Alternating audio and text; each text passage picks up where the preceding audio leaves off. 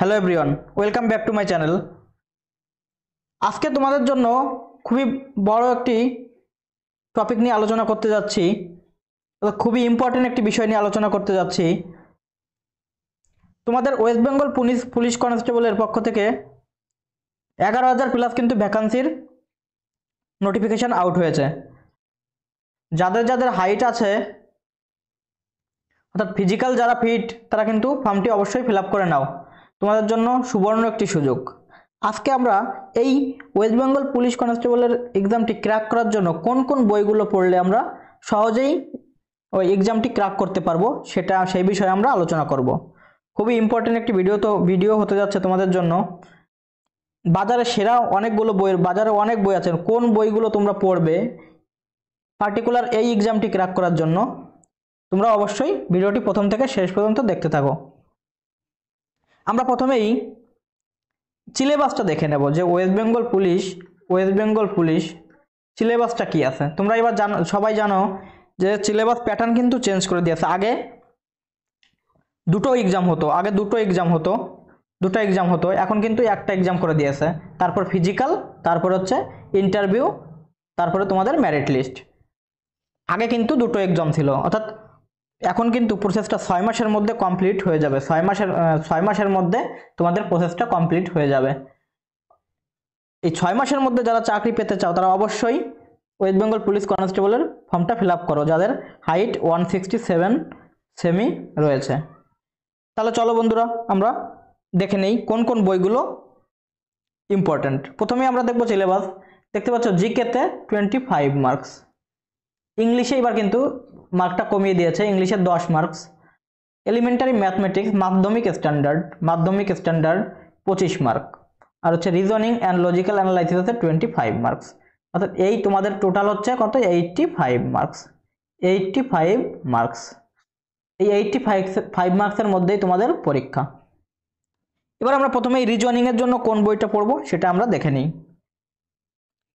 আরেকটা কথা বন্ধুরা, এই বইগুলো যদি তোমরা ফলো করে থাকো তাহলে অবশ্যই তোমরা 70% স্কোর করতে পারবে, অনায়াসেই 70% স্কোর করতে পারবে। তাহলে প্রথমে আমরা রিজনিং বইটা দেখে নেব। রিজনিং এর জন্য কোন বইটা তোমরা প্র্যাকটিস করবে।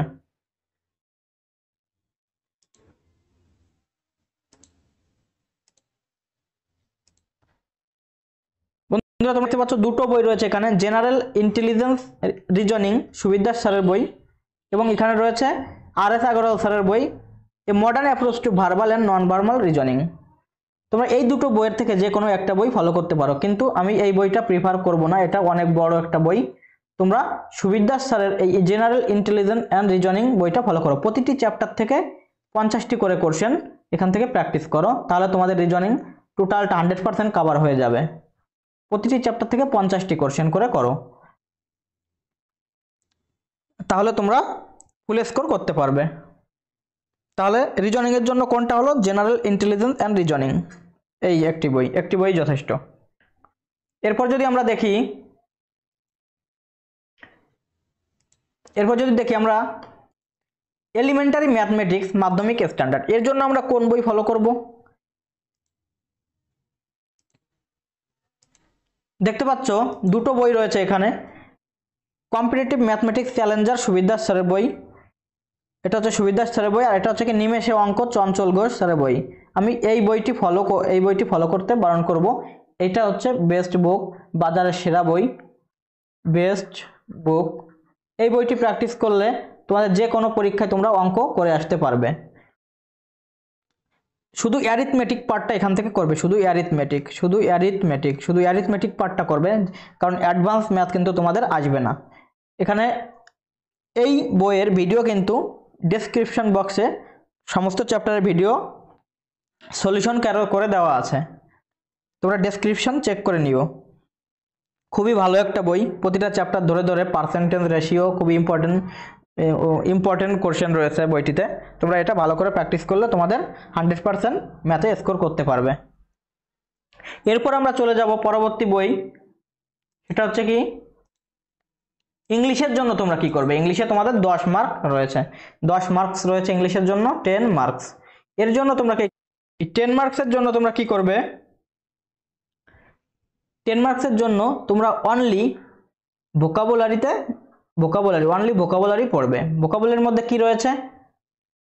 সিনোনিমস, ওয়ান ওয়ার্ড, আর হচ্ছে ইডিয়মস, আর হচ্ছে গ্রামার, তোমরা ন্যারেশন, আর হচ্ছে ভয়েস চেঞ্জ।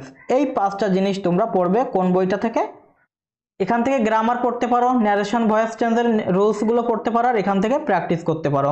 আর ভোকাবুলারি, সিনোনিমস, অ্যান্টোনিমস পড়তে হবে না তোমাদের, one word, synonyms, one word, আর হচ্ছে ইডমস।